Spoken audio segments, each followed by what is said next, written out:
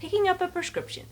Does the idea of visiting the pharmacy sound as nerve-wracking as coming into contact with a group of wild wolves, all covered in gravy, just hoping that they won't be hungry?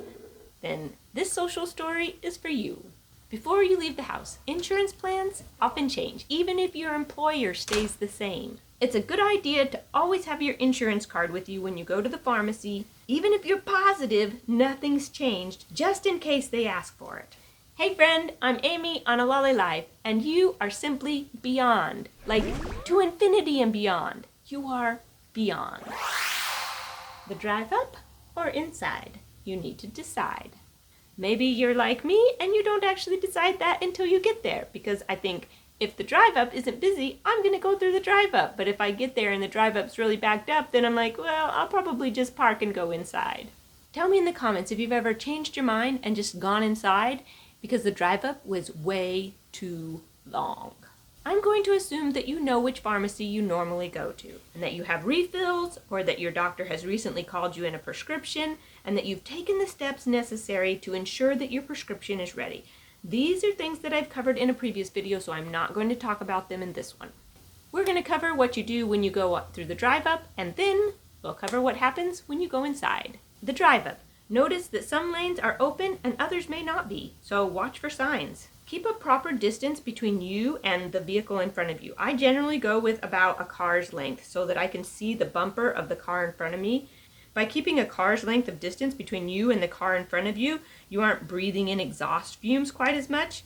However, if space is tight, you might have to pull closer, and that's okay. You don't want somebody else's car hanging out into the street because you didn't pull up enough into the drive-up. When it's your turn, don't pull up too close to the drawer or the window or the tube or whatever it is that's part of your drive-up lane. You might need to unbuckle and slightly open your door in order to do your transaction. Be careful when you open your door that you don't bump your door into the drawer or some other thing there. You usually can't open your door all the way. You just have to slightly open it so you can reach up. You don't want to be so close that your car is damaged when the drawer opens, or that the drawer won't actually open properly because your car's there. Yeah. Hi, I need to pick up a prescription. The person in the pharmacy is going to ask you what you need, and you need to let them know that you need to fill or refill a prescription. Tell them the name and the birth date for the person that you are picking up the prescription for, because you can pick up a prescription for someone other than yourself as long as you know their name and their birth date. And if you're sick or contagious, it's a good idea for you to send somebody else to pick up your prescription. But if you can't do that, try to use the drive up or wear a mask. How do you spell your last name? Holt, H-O-L-T. First name? If you have a quiet voice or an accent, it can be really hard to hear you over the intercom. Date of birth? If you send in your ID or driver's license, they can get your name and birth date from that, and it can save you from having them try to understand what you're saying over the intercom, because intercoms muffle and waffle your voice to pieces. I have one ready for 1 second. After you've given them your name and your birth date, they'll verify that there's a prescription waiting for you, and then they'll go over and they'll get it for you. If your insurance has changed, you should let them know that right away, and definitely before they ring you up. If your prescription isn't ready yet, they can let you know when it will be available. Most prescriptions will only let you refill it after a certain number of days. If you stop by the pharmacy to pick up your prescription and it hasn't been refilled, they can let you know how long until it's going to be done so that you can stop back by to pick up your prescription then. If you want to wait for your prescription, you'll probably have to park and go inside. Most pharmacies will only rush your prescription if you go inside. And what that means is that they will do your prescription first before filling prescriptions for people who aren't there waiting on their prescriptions. And so your prescription will get filled faster. If you're planning on going inside to wait, make sure that you let them know the drive-up window. If you tell them that you're going to wait for your prescription, they will try to hurry and get it done. But it often takes 15 to 30 minutes, sometimes even longer, depending on how busy they are. Can you rush that order? How long will it take? Do I have to wait inside, or can I just come back through the drive-thru in a few minutes? These are all questions that you might want to ask if your prescription isn't ready. I need to see your ID and it will be $10, please. Some prescriptions require an ID, and if yours requires an ID and they ask for you to send in your ID, then you can send that in at the same time that you send in your other method of payment, so like your credit card or your bank card, whatever it is that you're using to pay for your prescription. Any questions for the pharmacist today? No, I think we're good. Thank you. When they send out your prescription, generally it will be in a bag. Often they'll put your bank card and your ID in the bag when they send it back out to you. They do this so the card isn't likely to get left in the drawer or dropped.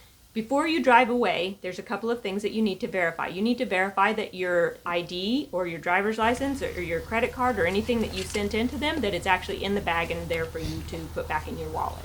The other thing that you need to verify is that you are actually picking up the prescription that you wanted. Because even though things are double and triple checked, sometimes mistakes happen. So make sure that the medicine inside the bag is actually what you're supposed to be picking up. When you go inside to the pharmacy, as you head inside, it helped this channel if you like this video. Your like is free, and it allows more people who could use help feeling comfortable when going to pick up a prescription to see this video in their feed. The pharmacy part of the store is often in the back corner of the store. There's usually signs up on the ceiling pointing to the pharmacy, so look for those signs. Pharmacies have drop-off counters if you're dropping off a prescription, but since most people don't have paper prescriptions anymore, most doctor's office will send the prescription electronically. They don't usually use those desks for dropping off, but if you have a prescription to drop off, they have a desk waiting for you to do that. You can also go to one of those desks if you have questions about insurance or your prescription or whatever other questions you might have. Pharmacists are required by law to make prescription counseling available, and it doesn't cost you extra. So if you have questions, ask to speak to a pharmacist. It's one more way that you can make sure that no mistakes were made and for you to find out all there is to know about your medication. When waiting in line, you need to give the person at the counter space.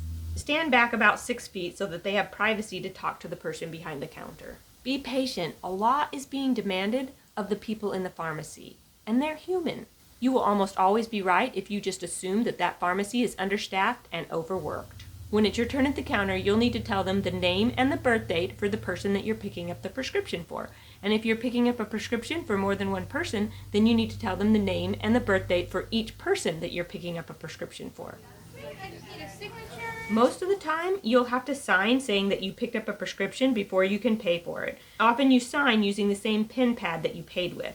This is different than when you go through the drive-up because they usually don't require you to sign in the drive-up. They might ask you sometimes to sign in the drive-up if you have a bank card or something that requires a signature, but generally in the drive-up they do not require signatures.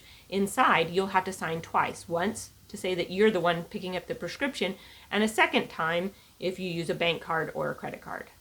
You pay for the medicine, and you need to verify that the medicine that you received is actually correct. The only thing better than being friends with you would be being friends with a talking dolphin, because that would be pretty spectacular, just like you. Click on the playlist in the corner for more social stories, and I'll see you on the next episode of A Lolly Life.